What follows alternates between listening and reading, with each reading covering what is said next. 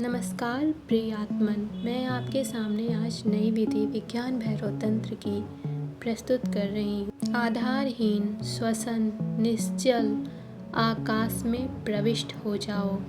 यह विधि, इस विधि में 3 गुण दिए गए हैं। पहला, आधारहीन, आकाश में कोई आधार नहीं हो सकता। दूसरा, वह सदा ध्वनि रहित व मौन रहता है।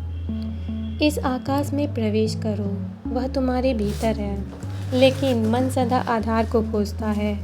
मेरे पास लोग आते हैं, ओशो कहते हैं, मैं उनसे कहता हूँ कि आँख बंद करके मौन में बैठो और कुछ मत करो। वह कहते हैं कि हमें कोई आलंबन दो, सहारा दो, सहारे के लिए कोई मंत्र दो, क्योंकि हम खाली बैठ नहीं सकते। खाली बैठना कठिन है। यदि मैं उनसे कहता हूँ कि मैं तुम्हें मंत्र दे दूँ तो ठीक है, तो वह कहते हैं हाँ, और वह बहुत खुश हो जाते हैं। वे उसे दोहराते रहें तो सच सरल है। आधार के रहते वह कभी भी रिक्त नहीं हो सकते। यही कारण है कि वह सरल हैं। कुछ न कुछ होना चाहिए तुम्हारे पास करने के लिए। कुछ न कुछ करना ही है, करता बने ही रहना है। करते रहने से तुम भरे रहते हो। चाहे तुम ओमकार से भरे रहो, ओम से भरे रहो, राम से भरे हो, जीसस से भरे हो, अवमारिया से भरे हो, किसी भी चीज़ से भरे हो, लेकिन तुम भरे हो, तब तुम ठीक रहते हो। मन खालीपन का विरोध करता है। वह सदा किसी न किसी चीज़ को भरा रखना चाहता है। क्यों? क्योंकि वह जब तक भरा रहेगा तब वह तब तक चल सकता है। यदि वह रिक्त हुआ तो समाप्त हो जाता है। रिक्तता से तुम अमन की उपस्थिति में आ जाते हो, अमन में उपलब्ध हो जाते हो। वही कारण है कि मन आधार की खोज करता है। यदि तुम अंदर आकाश, इनर स्पेस में प्रवेश करना चाहते हो तो आधार मत खोजो। सब सहारे, मंत्र, परमात्मा, शास्त्र, जो भी है तुम्हारे सहारा देता है, वह सब कुछ छोड़ दो। यदि तुम्हें लगे कि किसी चीज़ में तुम्हें सहारा मिल रहा है तो उसे छोड़ दो। भीतर आ जाओ। आधारहीन, यह भयपूर्ण होगा, तुम भयभीत हो जाओगे। तुम वहाँ जा रहे हो जहाँ तुम पूरी तरह से खो सकते हो।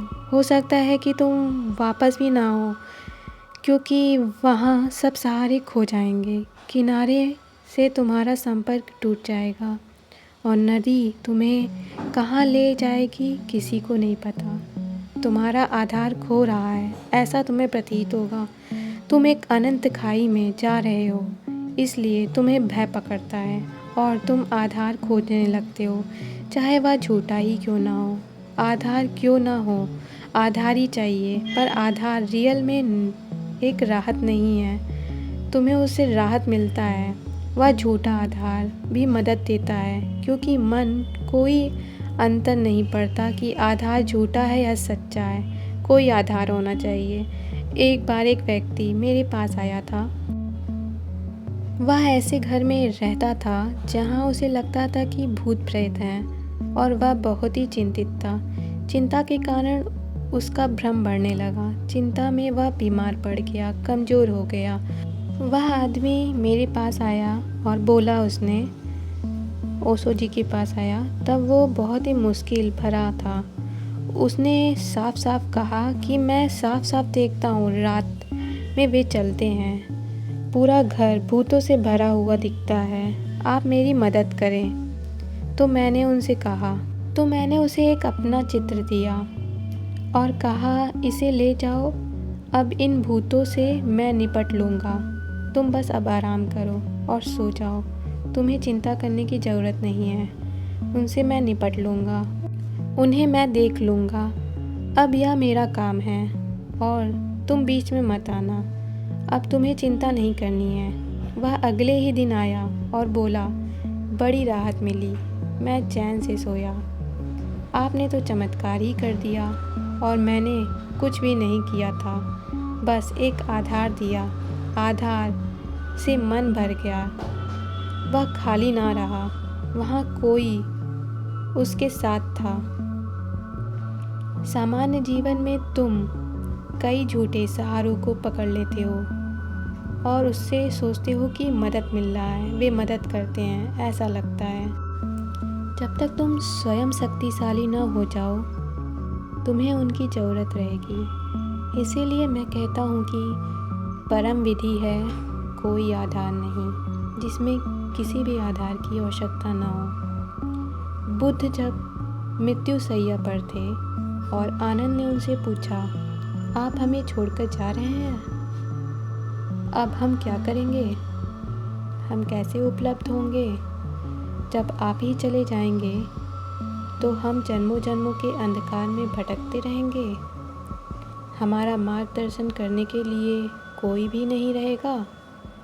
प्रकाश तो विदा हो रहा है। तो बुद्ध ने कहा, तुम्हारे लिए यह अच्छा रहेगा कि जब मैं नहीं रहूँगा तो तुम अपना प्रकाश स्वयं बनोगे, अकेले चलोगे, कोई सहारा मत खोजो, क्योंकि सहारा ही अंतिम बांधा है।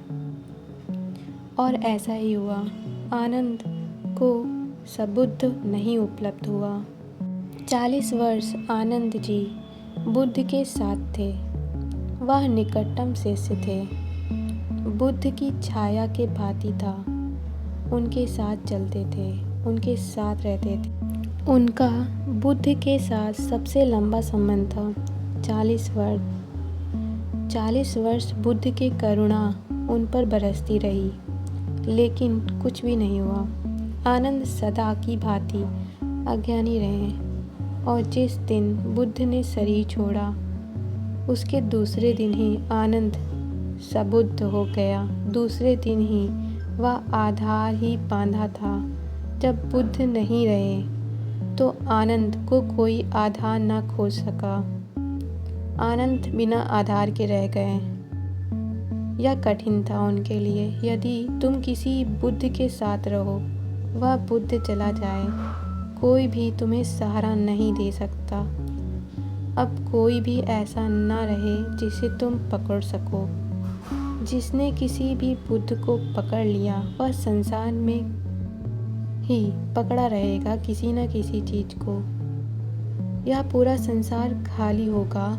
एक बार तुमने किसी बुद्ध के प्रेम और करुणा को जान लिया हो तो कोई प्रेम, कोई करुणा उनकी तुलना नहीं कर सकता। एक बार तुमने स्वाद ले लिया तो और कुछ स्वाद लेने की आवश्यकता नहीं है। तो 40 वर्ष में पहली बार आनंद अकेला हुआ। किसी भी सहारे को खोजने का कोई उपाय नहीं था। उसने परम सहारे को जाना था। वह छोटे छोटे सहारे किसी काम के नहीं। दूसरे ही दिन वह सबुद्ध हो गया, बुद्ध को उपलब्ध हो गया। वह निश्चित ही आधारहीन, शाश्वत, निश्चल अंतर आकाश में प्रवेश कर गया होगा। तो स्मरण रखो, कोई सहारा खोजने का प्रयास मत करो, आधारहीन ही जानो। यदि इस विधि को कहने का प्रयास कर रहे हो तो आधारहीन ही हो जाओ। यही कृष्णमूर्ति भी सिखा रहे हैं, आधारहीन हो जाओ। किसी गुरु को मत पकड़ो, किसी शास्त्र को मत पकड़ो, किसी की चीज़ की इच्छा मत करो, किसी चीज़ को मत पकड़ो। सब गुरु यही करते हैं। हर गुरु का सारा प्रयास यही होता है। पहले वह तुम्हें अपनी ओर आकर्षित करेंगे ताकि तुम उनसे जुड़ने लगो, और